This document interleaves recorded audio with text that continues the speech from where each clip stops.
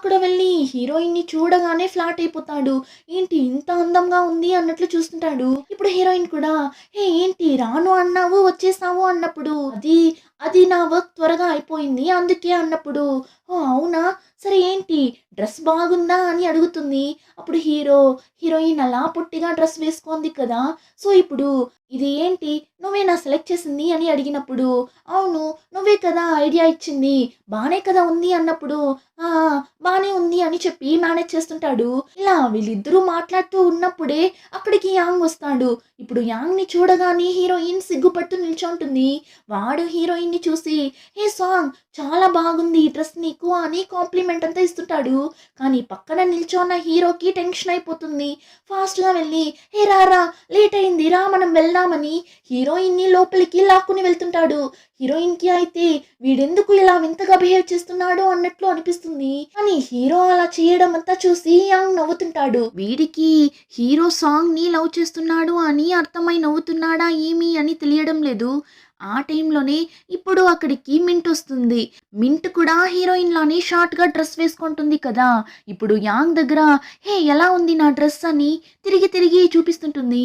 వాడు బానే ఉంది అని చెప్పి ఇప్పుడు ఫాస్ట్‌గా వెళ్ళి వాడి కోట్‌ని తీసి నడుముకి కడుతుంటాడు. స్కర్ట్ చాలా పొట్టిగా ఉంది అని. ఇప్పుడు "ఎందుకురా దీన్ని కడుతున్నావు" అని మింట్ అడిగితే, "అది నీకు చలిగా ఉంటుంది కదా! అందుకే" అన్నట్లు చెప్పగా, మింట్ అలానే ఒకలా చూసి, "ఇదంతా నీకే అన్యాయంగా అనిపించడం లేదా? ఇలా అంతా ఉండకూడదు అనే కదా ఈరోజు మేము ఇలా డ్రెస్ వేసుకొని వచ్చాము.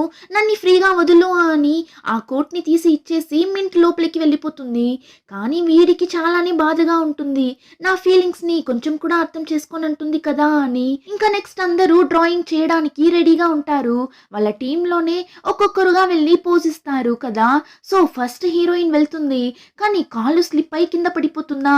అంతే హీరోకి అంత గట్టిగా నవ్వుతుంటాడు. హీరోయిన్ అలానే ఒక లుక్ ఇస్తుంది.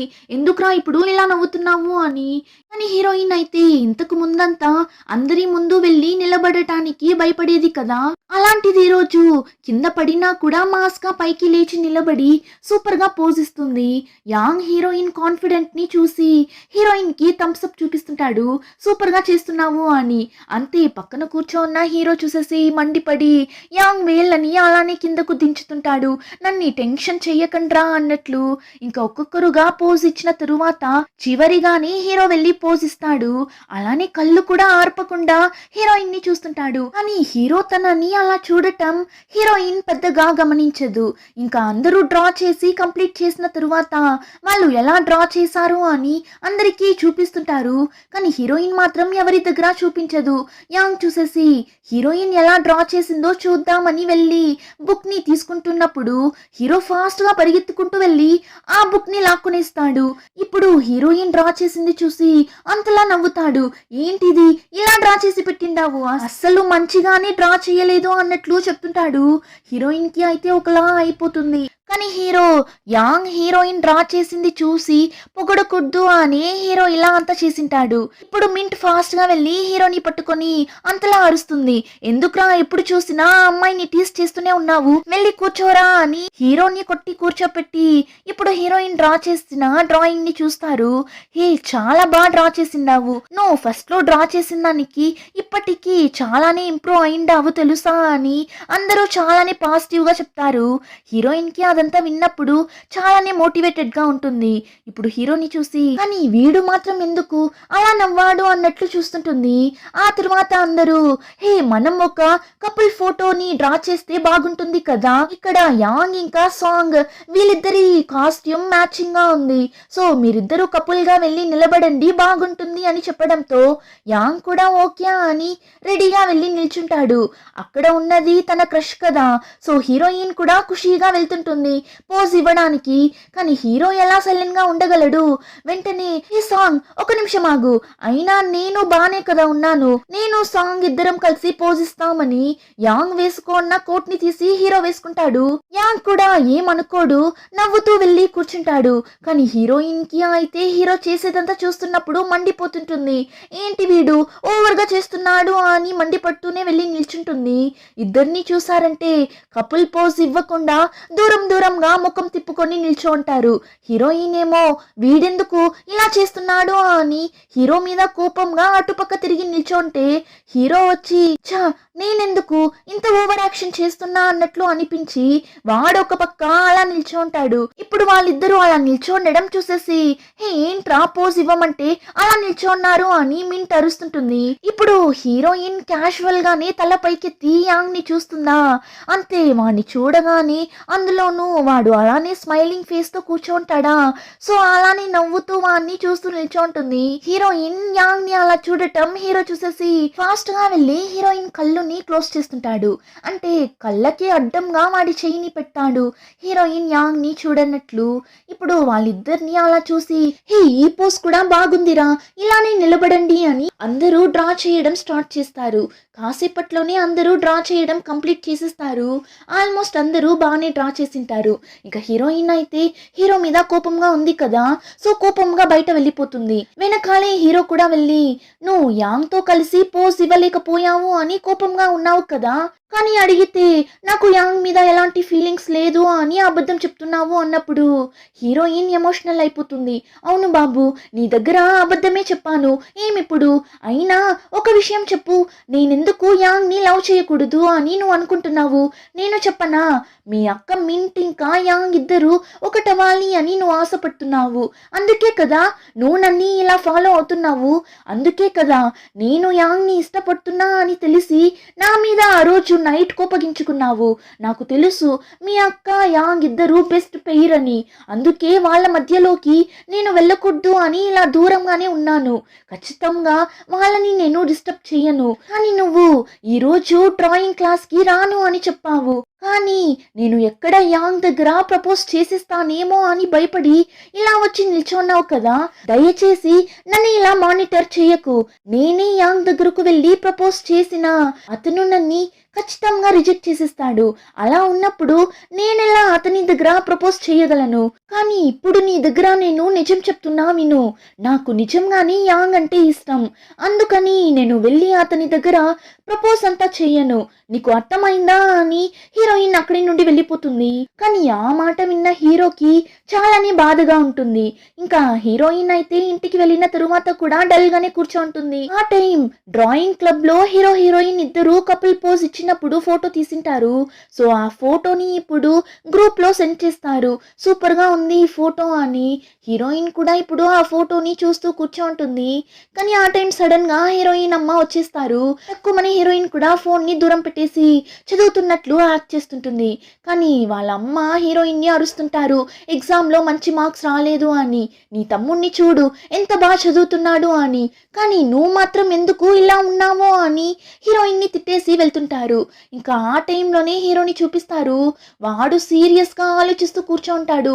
అవును నేనెందుకు సాంగ్ యాంగ్ ని లవ్ చేస్తుంది అని తెలిసి కోపగించుకున్నాను, నిజంగానే మింట్ యాంగ్ కలవాలి అని కోపగించుకున్నానా, లేదంటే ఇంకేమైనా కారణమా, ఒకవేళ నాకు సాంగ్ నచ్చిందా ఏంటి అని చాలా కన్ఫ్యూజ్ అవుతుంటాడు.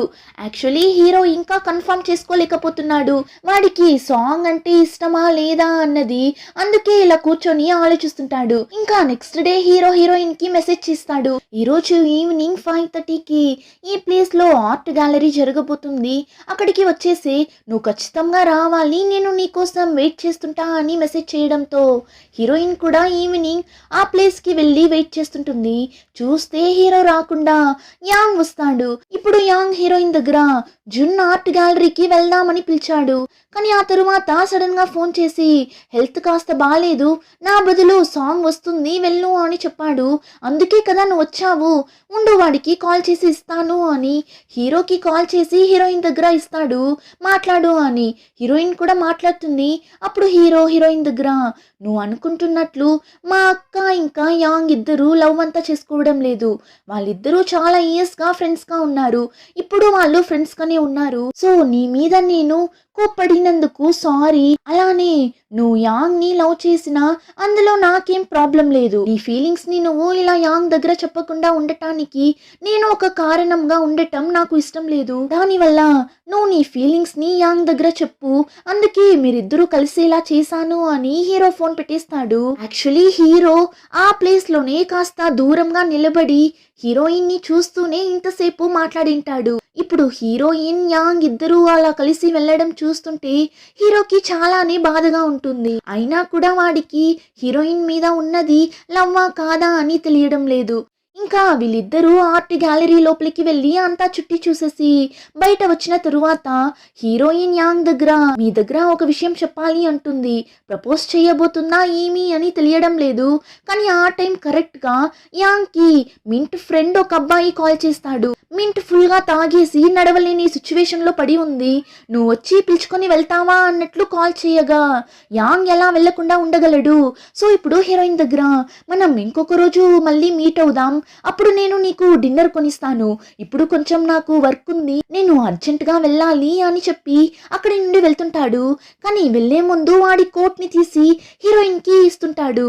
నీకు చలిగా ఉంటుంది కదా, సో దీన్ని వేసుకొని వెళ్ళు అని ఇస్తాడు.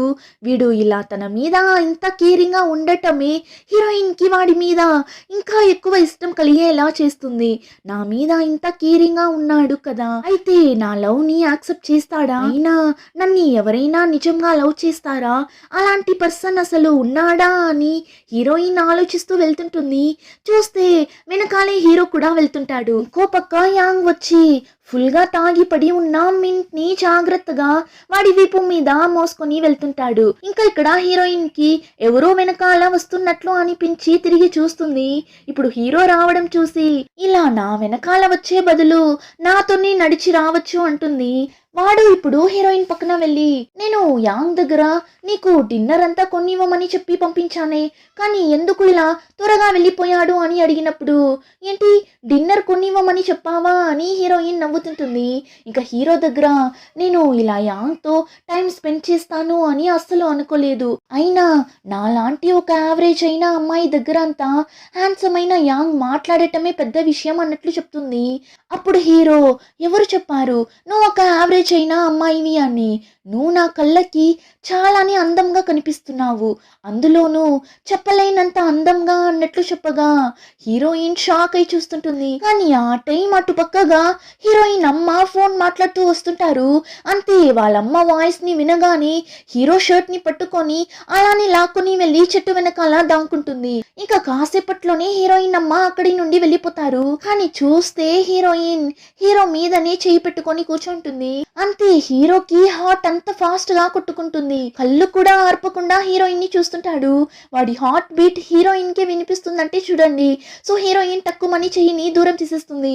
సారీ సారీ చున్ అన్నప్పుడు వాడిని చూసారంటే నాకు ఇప్పుడే ఒక క్లారిటీ వచ్చింది. నువ్వు యాంగ్ ని లవ్ చేస్తున్నావు అని తెలిసినప్పుడు నాకెందుకు కోపం వచ్చింది అని నాకు ఇప్పుడే అర్థమవుతుంది. ఎందుకంటే నువ్వు యాంగ్ ని లవ్ చేయకూడదు, నన్ని లవ్ చేయాలి అని నేను ఫీల్ అయ్యిందాను, అందుకే నాకు కోపం వచ్చిండాది. ఆ విషయం నాకు ఇప్పుడే అర్థమైంది అని సంతోషంలో అరుస్తుంటాడు. కానీ హీరోయిన్ ఆ మాట విని షాక్ అయి చూస్తుంటుంది. అలానే ఎపిసోడ్ కంప్లీట్ అవుతుంది. రిమైనింగ్ స్టోరీని నెక్స్ట్ ఎపిసోడ్ లో చూద్దాం. ఇంకా ఈ వీడియో నచ్చితే లైక్, షేర్ అండ్ సబ్స్క్రైబ్.